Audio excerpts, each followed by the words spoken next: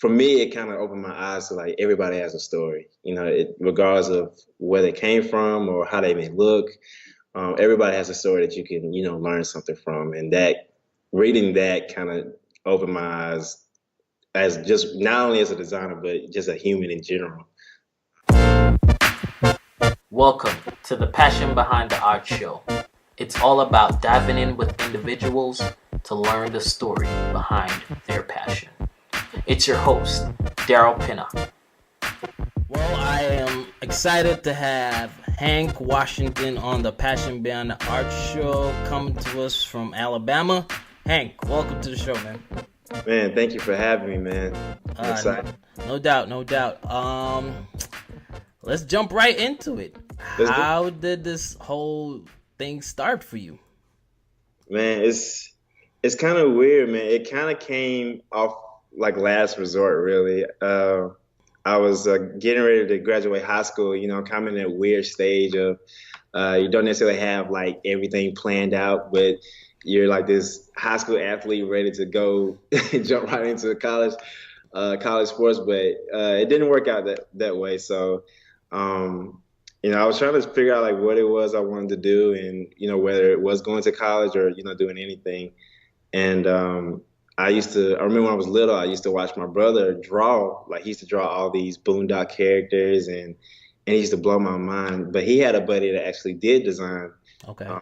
That I kind of ran across. He had this blog, and this is like in the MySpace era when everybody was kind of MySpace. Oh my gosh.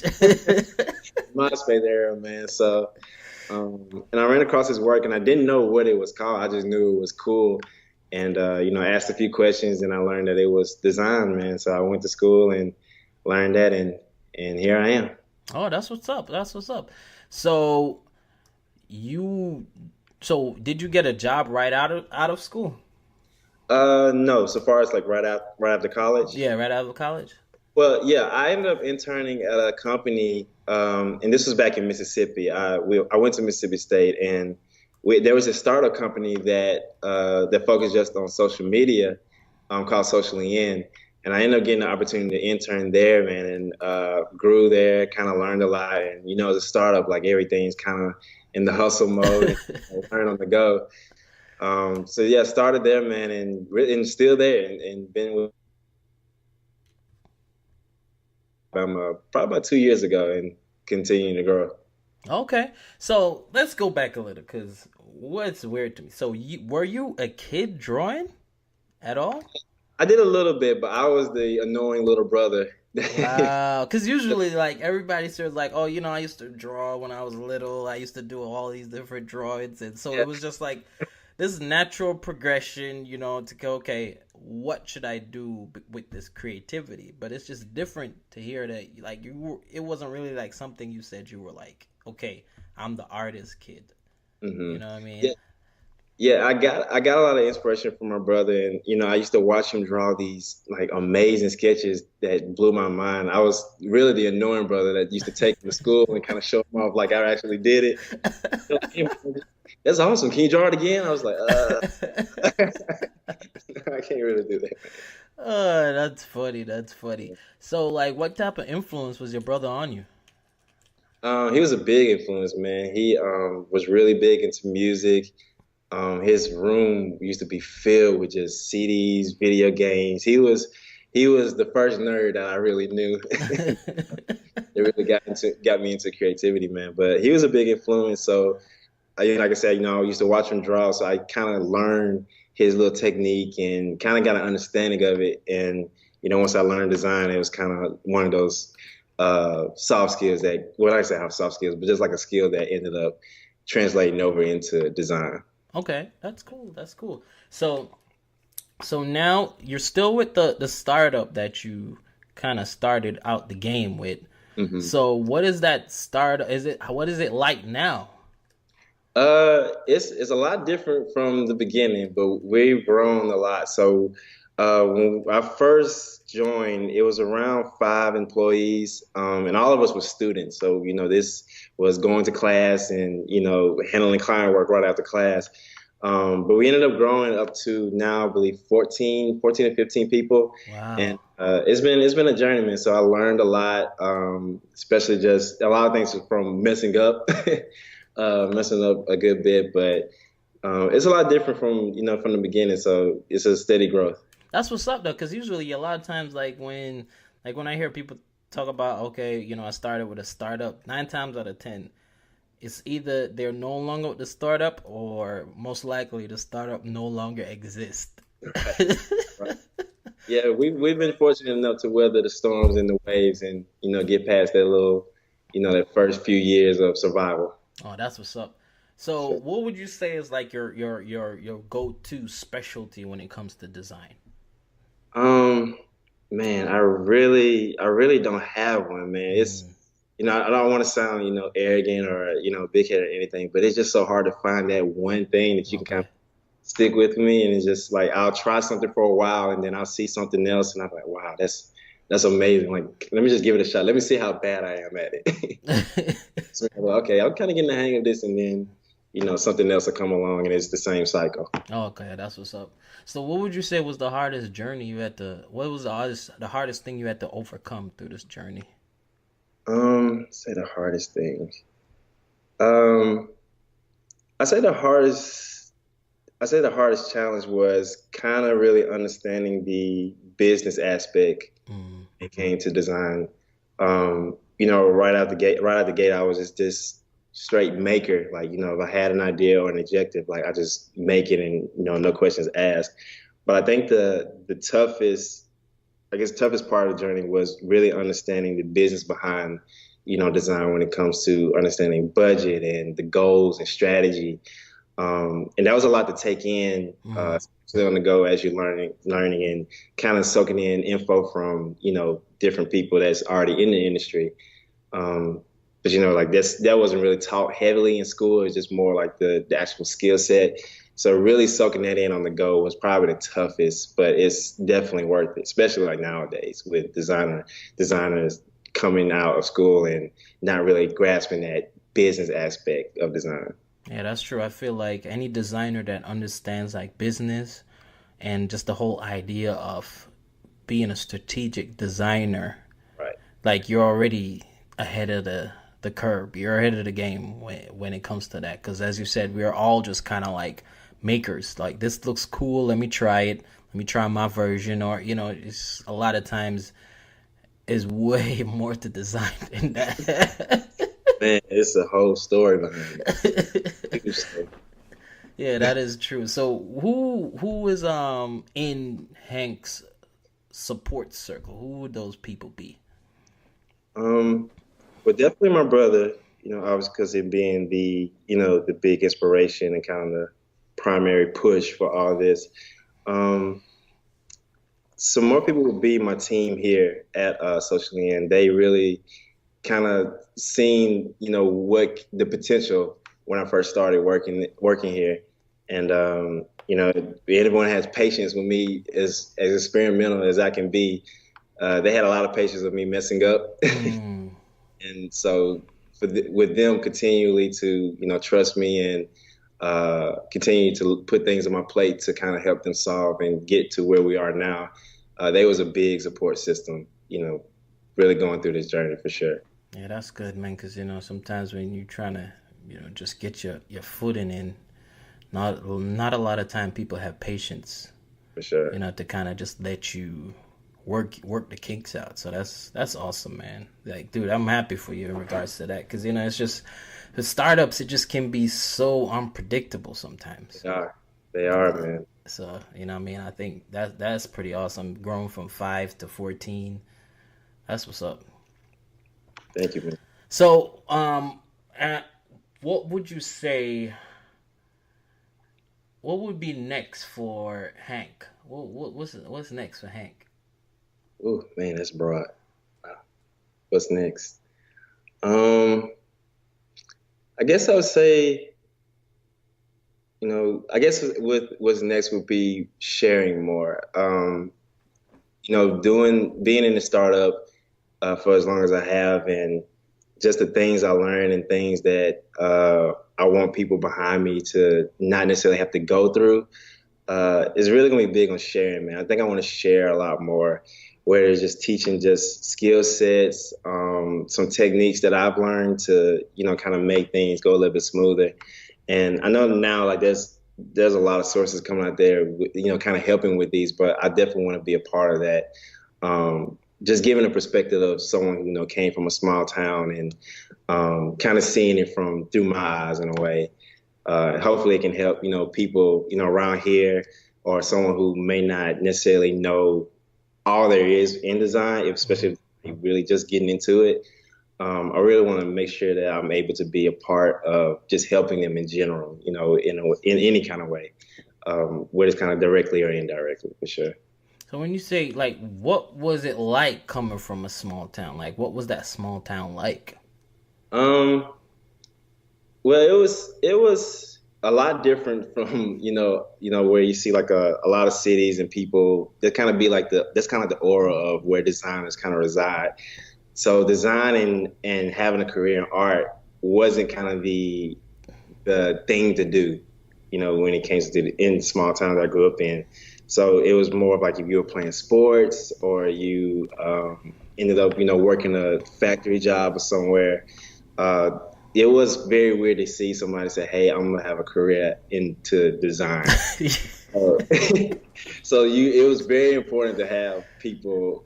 If anyone that's listening to it, like if anyone that's in a small town, it's very important to have people around you, or geez, at least have people in your circle that understand like there's more to the world than that little, those few miles that you live in. And that was kind of a big realization for me. Like I was so close-minded when I first got into design, but once I learned how much farther it can go, it made my town seem so much smaller. I feel you. I feel you. Yeah, sometimes it's just kind of you're just kind of used to everything around you unless you kind of push your way out. You just kind of the only thing you see is what is basically in front of you.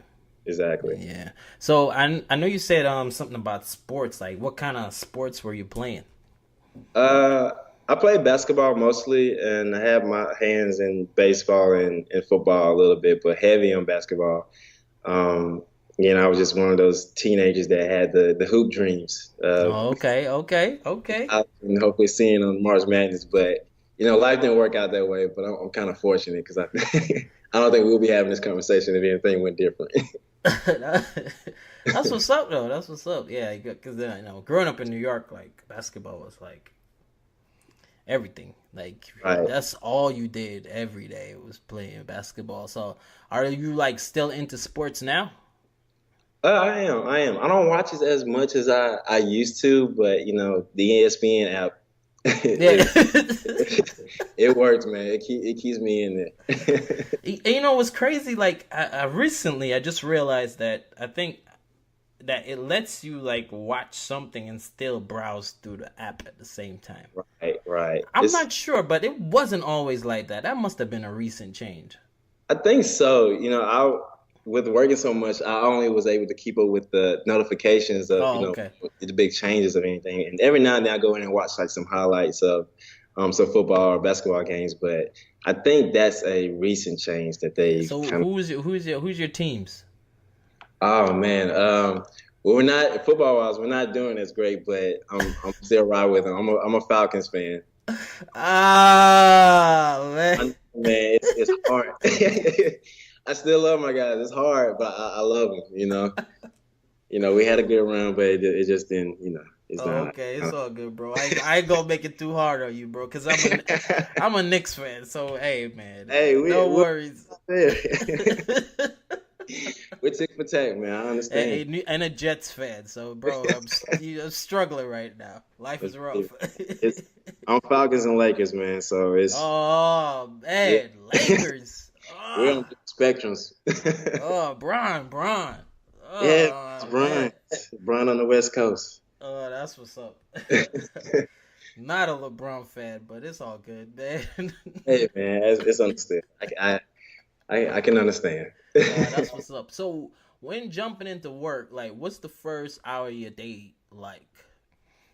As far as like in the work day, like in Well, I mean, really, it's up to you. I mean, some Mhm. guests have tell me what the first hour of waking up was like. And trust me, it gets kind of, you know what I mean, out there. Yeah, yeah. Yeah, well, my first hour waking up is probably as normal as anyone else, kind of mentally preparing for the day, jump in the shower and, grab something to get on the road. But as far as work day and, just like a regular work day, I really like to dive into inspiration.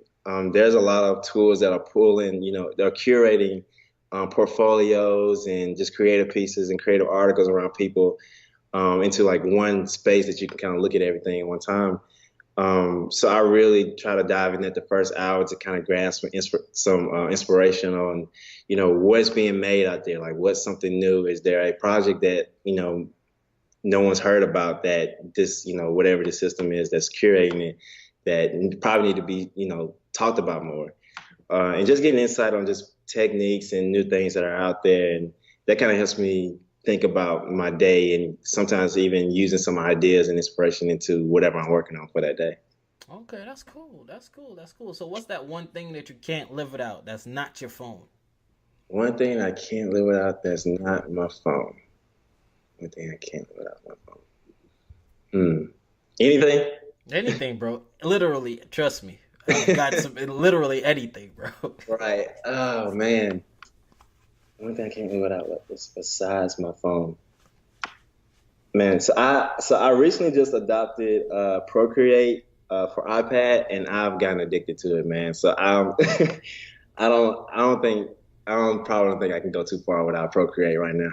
Oh, that's what's up. Like I'm not 100% on it yet because I don't have an iPad. But like my friends, everyone is like, they're driving me crazy with this Procreate. Now I need to get it. But hey, man, it's worth it, man. It almost completely replaces the sketchbook, but it still doesn't have that feel of pencil to paper. But right. I love it. So I only been with it a few months now, and it's a part of my daily. I think the biggest game changer is just like with pencil and paper. It's like once you draw something, it's like to erase it. Oh, it's yeah. Like you know what I mean? Like with Procreate now, like erase it is like nothing. Like you could it makes you a little bit more freer because you know that like in 2 clicks you could just start all over.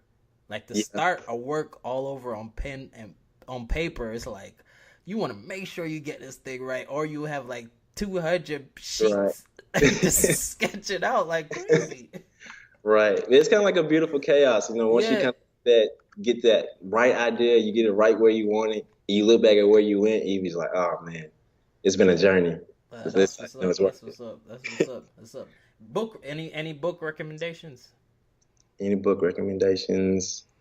One of my favorite books, I think that kind of changed at least a mindset of thinking for me was Humans of New York Stories. It's a really good book, man. I got it a couple of years back and reading it, man, it gave me such an insight on perspective, man. It showed me how important perspective is. Brandon Stanton, the author and photographer behind it, he got these amazing stories out of these random people that he run across, and it just, for me, it kind of opened my eyes to like everybody has a story, regardless of where they came from or how they may look.